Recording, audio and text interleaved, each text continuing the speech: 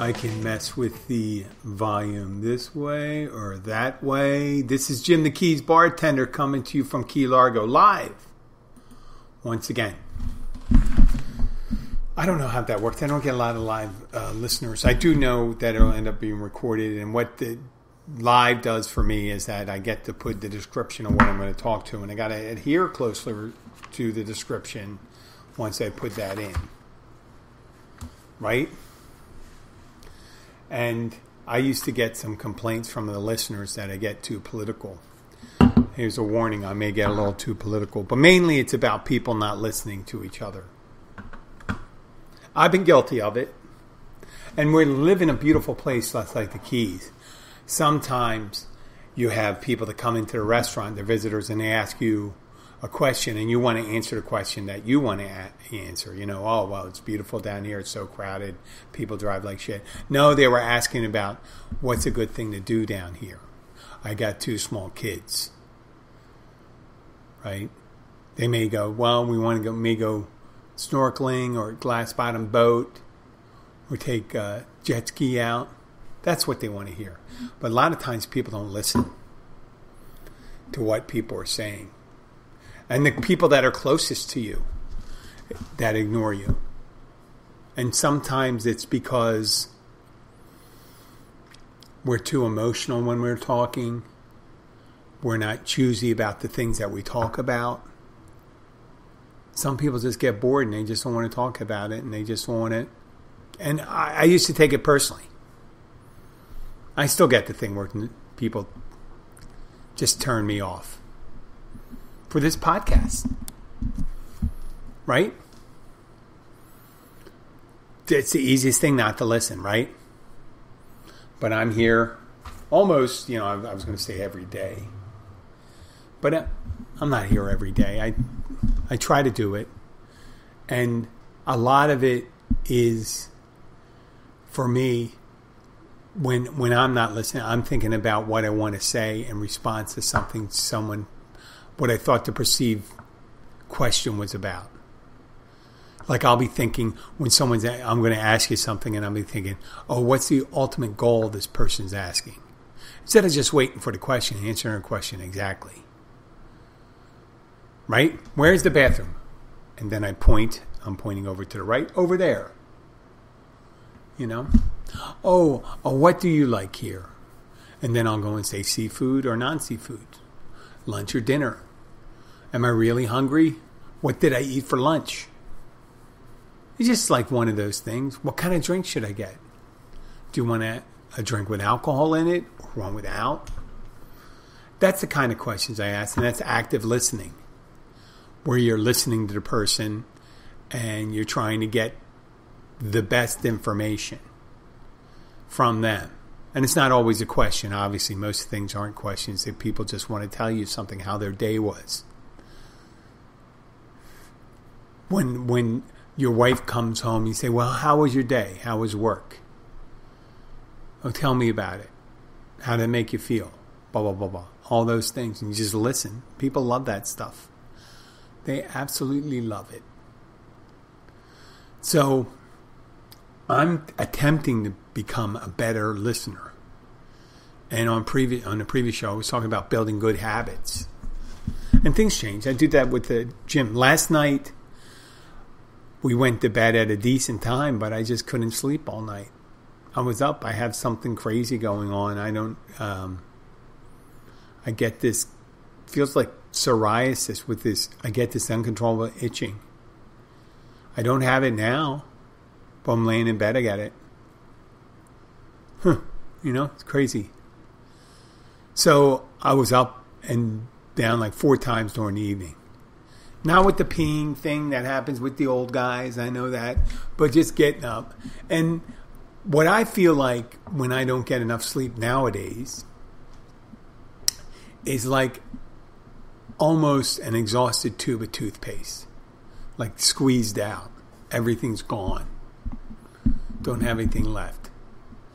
And today was my second week where I did my triumphant return as a spin instructor to the local gym at the wellness center, and I wasn't feeling so hot. But fortunately for me, I had one of my students I hadn't seen for over a year come to the class, Alice.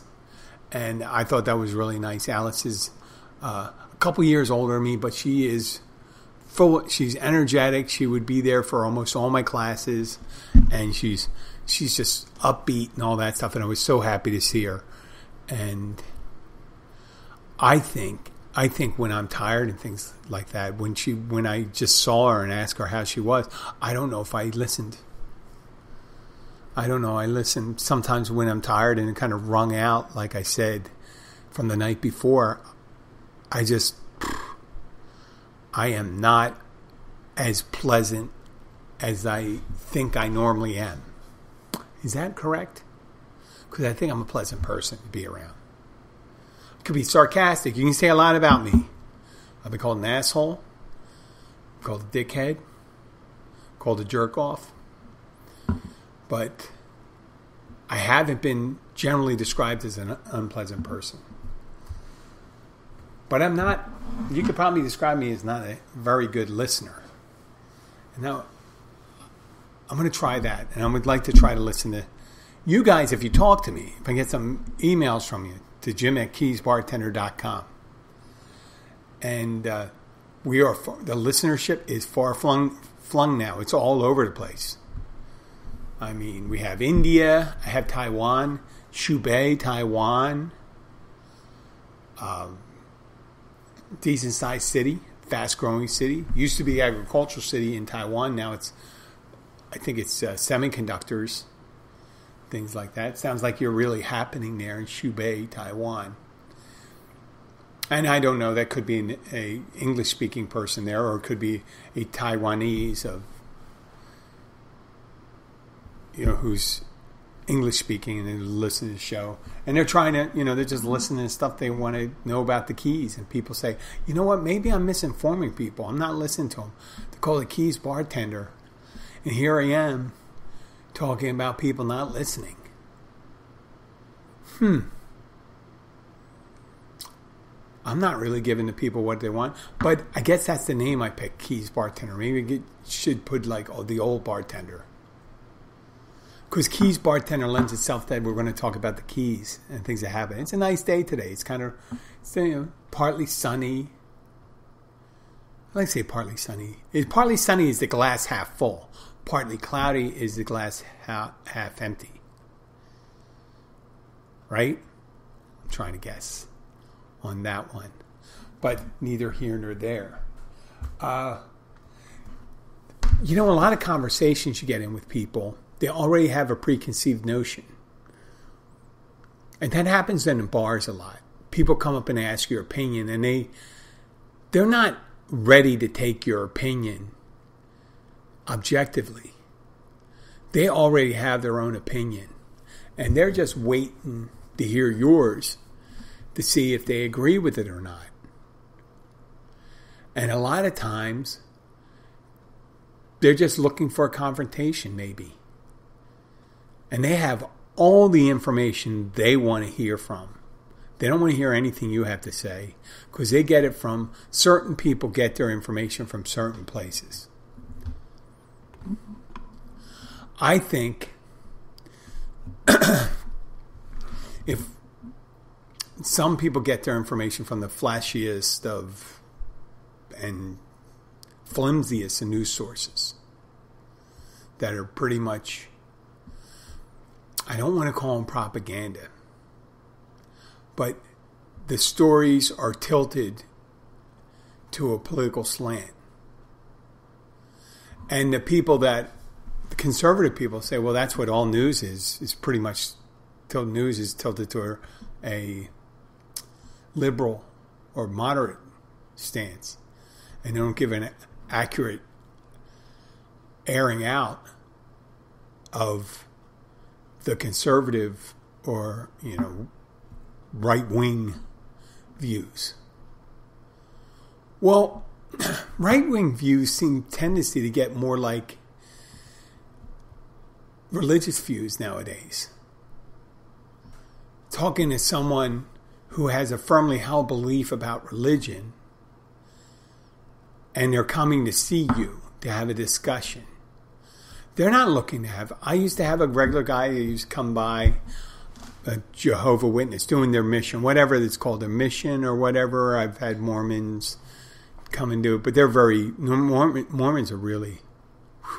They're pretty slick with that stuff, but they're looking for certain people to get their thing for. And I guess, I mean, if you belong, if you have a good support group, why would you want to join another group? It's like if someone was in West Side Story and they were a member of the Jets, the Sharks aren't going to come over, first of all, because the Sharks are Puerto Rican, and the Jets are a hodgepodge of white people.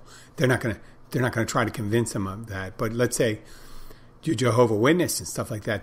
They're not coming in to have a discussion with you. They're coming in to tell you something. To tell you whatever you're doing is most likely whatever you're doing is wrong. If you open a door and say, I'm already a Jehovah's Witness, what happens then? Oh, I'm a bishop. I don't know if they have bishops. I know the Mormons have bishops, but I'm a bishop. A Jehovah's Witness bishop. So they go, oh, okay, well, I just want to see. You want to try to explain it to me or whatever, stuff like that. But they'll come in and they may look around, and I don't have a crucifix on my wall, but, the wife does. The wife has a crucifix on the wall here. A Jehovah's Witness coming here, they would probably quickly tell by some of the icons and pictures that are here that there's a Roman Catholic that lives in this place. And for any evangelical or other Protestant religion, the Catholics are for they're anti-Catholic. They hate it. They hate the Pope. They may have a good reason not to like the Pope. He may have slighted them or something like that. I mean, there's a history of the Catholics not treating other people very well. Especially Middle Ages and stuff like that. The way they treated heretics and stuff like that. And they didn't really listen. They're saying Martin Luther was angry at people selling indulgences. The way to, get away from sin is you pay for it. Or, there are people walking around selling bones and saying they're bones of saints or pieces of the true cross, parts of the crucifix they're saying, or the shroud that Jesus was laid in. But they would sell all these things, and wealthy people would say, well, I had my sins forgiven because I paid for this. I bought this indulgence. And, instead of just saying, hey, you know what, we really did go off the beaten path with the original intent of our spiritual movement that became into a religion. But try to convince somebody that they're, like I said, like we've seen in history, Martin Luther, he was excommunicated. Galileo was excommunicated not because he said anything about the religion. He was just talking about science. He was talking about the sun. He was talking about a heliocentric aspect to science, meaning not a geocentric, that the earth wasn't the center of the universe. That at the time they were saying the sun was the center of the universe, which he understood as the solar system. So, yeah, he got excommunicated from Catholic Church just because he came up with additional information that didn't really do anything to negate the Catholic religion. Joan of Arc was, treated as a heretic because she said she was speaking to God, and they were Catholics killing Catholics. So that's people. So people that have diverse views, you got, Jewish, Catholic, Muslim. They have so many preconceived notions. Every so often you see a panel, an ecumenical panel. I think it's called ecumenical when you have all these different people together. You have all these different religions. They say, well, we agree on the spiritual aspect of our religions and stuff like that. Now, you have religious leaders, and they're talking about the fundamental nature of their universe and who is the supreme deity and how to worship that deity, how to approach it. So, are they really listening? Or are they just saying, well, I'm just going to put up with what you believe in because what we believe in is the correct one? So you're sitting up on a panel with like a Muslim imam, Catholic priest, Baptist, Jehovah's Witness, Native American, shaman, a Wiccan. They're looking at each other like assholes. You know, they're saying, well, you guys have failed. And some of them may be even worse. Some of these people just say, well, I'm here because I became a big guy in this particular club. But try to convince someone of that when they come to visit you. Just like my friend Ray come in and he started asking about what I wanted to do after death and all that stuff. And I said I really didn't make plans. I didn't really have a long-term, I didn't make post-life plans. I said to him, I think it's presumptuous of me. It'd be much like saying,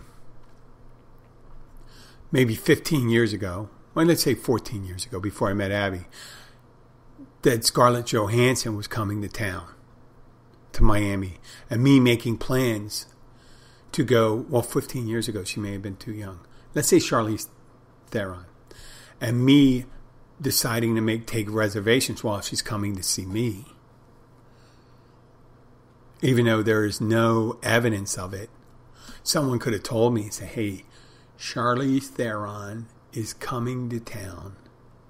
And she wants to go out to dinner with you. And you know what that means. She's going to let you pay for dinner. You're going to get lucky tonight with Charlize Theron. And you go, oh, really? And you go, wow, that's great. That's great. I am going to go on a date with Charlize Theron tonight. And then I'm most likely going to have sex with her.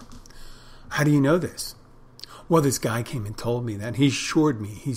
He has a direct line to Charlize Theron and that you are the person she was looking for. Now, if I said something like that, you'd say that's ridiculous. But a religious guy would say, listen, Jesus loves you. Jesus didn't even meet me yet. Right? It's kind of presumptuous that Jesus is saying Jesus loves you. And he wants you to spend the rest of eternity in his Father's house. Well, that's a long invite. Right? In the house. And I remember in the movie stuff, but don't you get your own house? Am I going to be getting a condominium? Or is it more like an apartment? And what's the lease like? It's the lease like for an eternity if I go to the big guy's house? Is there a way that if it is an apartment building that it could go condo and you give me a fresh shot at it? I mean, that's what the Jehovah's Witnesses are like. The highest tier of the Jehovah's Witnesses, 144,000, are the closest, the highest level nearest God. I don't know if they're above the angels. I don't know if they believe in angels. Who knows, right? I'm not picking on Jehovah's Witnesses, but I'm just saying because they come door to door. So when they come and tell you these things and stuff like that, I'm going, oh, wow, that's wonderful. Well, just suspend belief. That's what faith is for. That's what faith is for. You don't have to know. We don't have any evidence, but we have a strong faith. Or this is the evidence. Or this guy back in the early 1800s looked through the bottom of a hat at invisible golden plates that only he could see. And he got all the laws. And he dictated them to this other guy. That's what Joseph Smith did with Mormonism. And yeah, I understand when you say, I'm presupposing what you're saying. Well, didn't Moses go up to Mount Sinai come down with 2 stone tablets with all the, the 10 commandments. Why 10? Why not 8? Weren't some of them redundant? Don't covet your neighbor's wife, and that's a big one. Do not steal. Do not kill. Honor thy father and mother. Kind of good. Do not take the Lord's name in vain. Always keep the Sabbath. Now, I mean, why one day a week?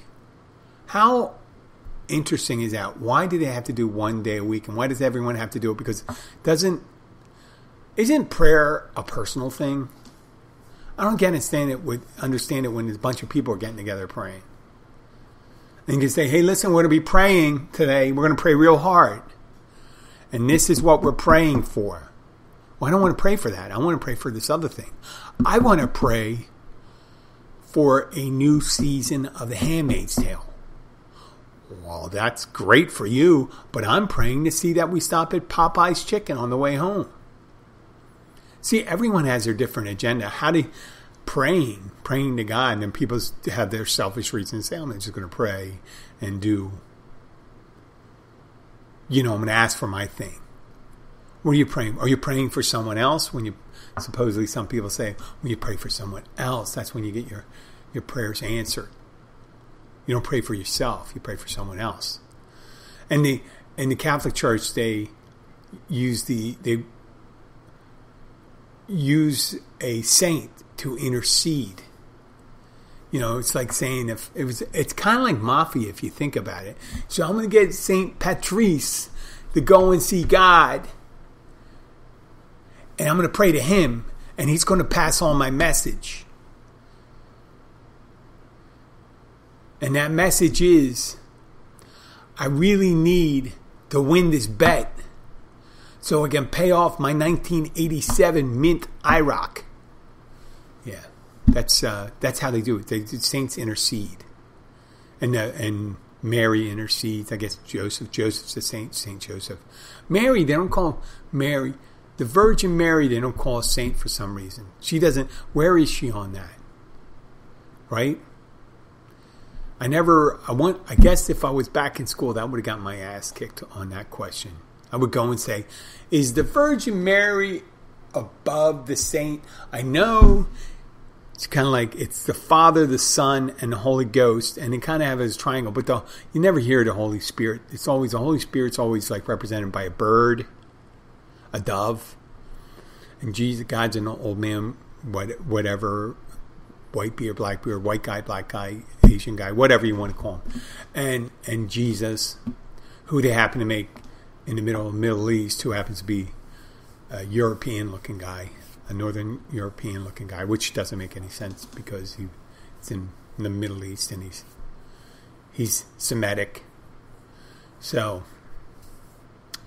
where was I at? That's now I'm drawing a blank with this stuff. But people are praying to him, and they're praying to the Holy Mother, and they're praying to the Baptists, and you have the Hindus praying to Shiva or Ganesh or meditating. They don't pray to Buddha. They meditate. They use meditations. And then there's Zoroastrianism and all this stuff. And there are people just asking for stuff. And it's funny we say listening, because is that person really listening? They could be. If someone's praying and there's no one listening, as if you're a child getting on one of those play phones they used to have, where you pick it, you turn aside, and we make a ringing of a bell sound like a ring, and you pick it up and pretend that you're answering it, and you're just having a conversation with nobody, right? Because there's nobody listening. I mean, my feeling is, I don't know. But I don't get the idea that people are so certain of these other things. And they're so certain and certain enough. It's like there's a commercial for for Rocket Mortgage. Tracy Morgan does it. And people say, hey, Rocket Mortgage wants to give you can give you a better deal on your mortgage and stuff like that. Well, I think we're going to get another. He goes to the dentist. I think this is a bicuspid. Tracy Morgan's like a dentist, and he's going to try to pull it out or something. It's like, this is what they think. You want someone to know. And in order to know, you need evidence. And evidence is easily replicated. Right? It's like that scene from Poltergeist. When the guy comes home and the wife wants to show what's happening, puts with the little daughter on a chair, and she puts a helmet on her, and she puts her on one of these. She puts it in a certain place on the kitchen floor, and all of a sudden, the kid in the chair are moved by some unseen force back. Now, they do it a couple times. I don't think he doesn't do any in-depth checking to see if there's lines there or anything like that, or magnets underneath, where they could probably really do that crazy stuff. But that's replicating a miracle, right? When someone walks on the water, you have to see them walk on the water again, or rises from the dead. They got to rise from the dead one. Well, maybe they weren't really dead. I know I'm pissing people off right now, but it's your faith. You shouldn't be listening to the show, and you shouldn't be doubting your faith. But then again, don't be so surprised that people don't buy your kind of unsubstantiated story. It's like a kid when someone's coming to your door and say, "Hey, listen, you don't understand it. I'm walking down the street and there's this guy, and he calmed the waters. There were fishermen out there, and he walked on the water, and he told the guys to come and follow him." Right? Oh, okay.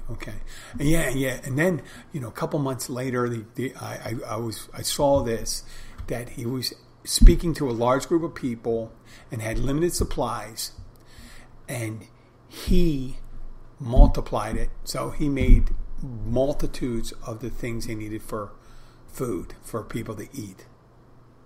The loaves and fish. It was funny because, who just gives someone a raw fish? Is it a dried fish? Or are you biting into a salted dried fish? You give someone a fish. Here, you want to eat? Here's a fish. You mean I got to cook that? Give me a fish sticks. But I digress again. So when you are running into someone who has spotty information, and you have a tendency to go, well, I'm going to have to see this myself. Much like the ghost phenomenon. They got all these shows and people running around with their special electronic gauges to show, this is where the spirit, I feel a strong spirit presence. Oh, because this light's coming on. There's a lot of ectoplasm here. I know about ectoplasm from the movie Ghostbusters. So I'm supposed to believe that. So that people are speaking from, right now we have people talking about unidentified flying objects that U.S. military ran into, mainly the Navy. Small tic-tac shaped. Smallest tic-tac, about the size of a fighter, but moving at unexplained speeds with unexplained propulsion systems. Some of these objects, different types of objects, diving right into the ocean and coming right out. And we have pictures of it and stuff like that. And if it's true, and this was back, what was it, 2004, 2014, 2004, I think they said. 2004. People were, the speculations were that, and I know I mentioned it many times, that they were visitors from outer space, right?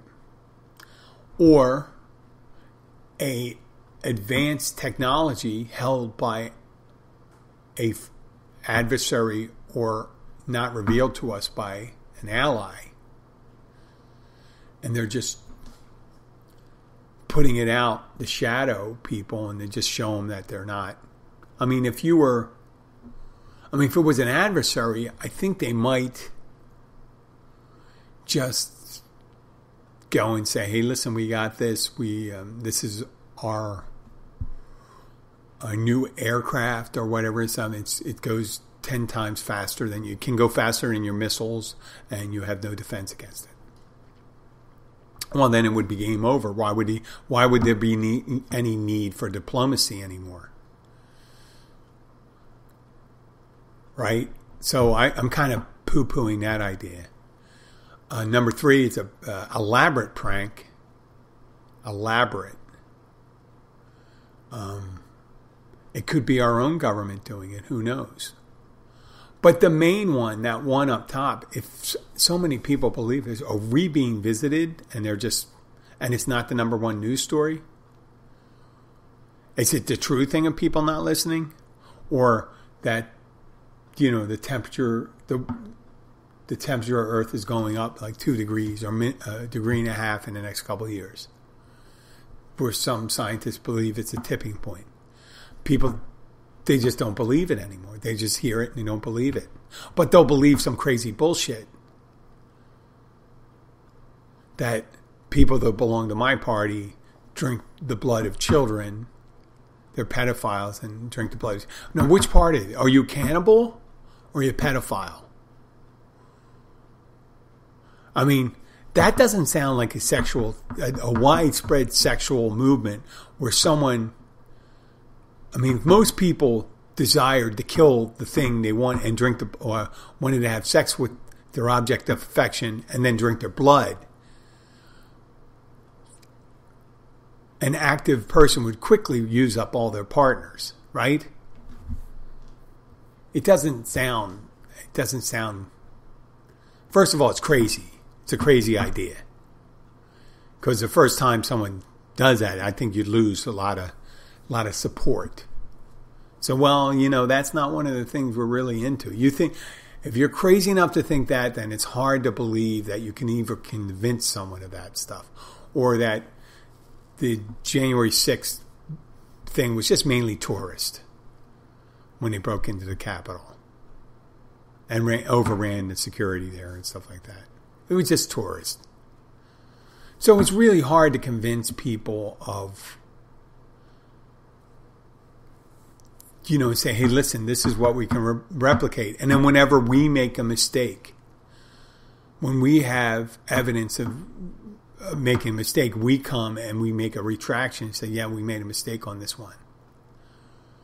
But they never retract theirs. You make a bold claim. There's nothing to substantiate. If there's nothing to substantiate, what possibly could tell somebody that they're not? What could possibly negate their argument? What evidence can you give them that would negate their argument? I mean, that the last president was a true patriot when he sent out the translators out of the room and tossed all the notes whenever he spoke to the Russian ambassadors and stuff like that, and was kind of like answering like a lapdog to Putin. For some reason you think he wasn't a strong leader. He was very weak among the people we had to be strong around. It's amazing. What do you think? But they're just not going to listen. They're only going to listen to some goofball QAnon conspiracy theorist, and that's what they're going to accept, even though there's going to be no evidence of those things. And they'll talk about there's people that come in and say that some of the crazy conspiracies that COVID-19 was brought up to bring down Donald Trump. Oh yeah, the whole world created it. And China started in their country. It may have come from a lab. But I truly believe, though, if it was a weapons grade lab, that is not a very good biological weapon. It was good enough to put the world into panic. But biological weapons have a lethality that is like, you get like 1 and 2 is low. Right? So, it very well Could have been. I don't know. I don't swear by it. But they swear by it. They'll swear and say, hey, listen. They know already. Remember when hydrochloroquine came out? And everyone insisted that's the true remedy for COVID-19. You don't hear anything about it anymore. We had a doctor who the former president cited who believed that demon sperm created the pandemic. Or demon sperm could be the STDs, stuff like that. It's interesting. It's interesting that you could be someone who goes through medical school and you could say something like that. But I've heard crazy things. These are specialists, some of these people. They know a certain part of the body. They may know the eyes, may know the ears, nose, and throat. That doesn't mean they know the mind or may not be able to comprehend reality. I know some very intelligent people, and they do hold some really hard beliefs with very little. Their evidence is anecdotal, and I can't argue with them. When you have a very intelligent person that believes in spotty, that allows their confirmation bias, a feeling they have before, to come up with information, and if it conforms with their belief system and it furthers their goal, like, all Democrats are bad, then they'll say, well, then that sounds like good theory. I like it. Rarely do you hear someone say something like that. Well, my belief is that Joe Biden is going to take all the 18-year-olds and move them up to Alaska and create an army of people that think like him. And they're going to train them. They're going to think it's going to be something like the whatever that was, not UNICEF, but Peace Corps. It's going to be something like the Peace Corps, but it's not the Peace Corps. It's just creating people just after their image and their belief system. And if you said something like that and they go say, you know what, that makes sense. It used to be in the 1990s. The conspiracy theory there was the UN and black helicopters. The UN was trying to create one world government. I mean, they some people believe that, and they used to.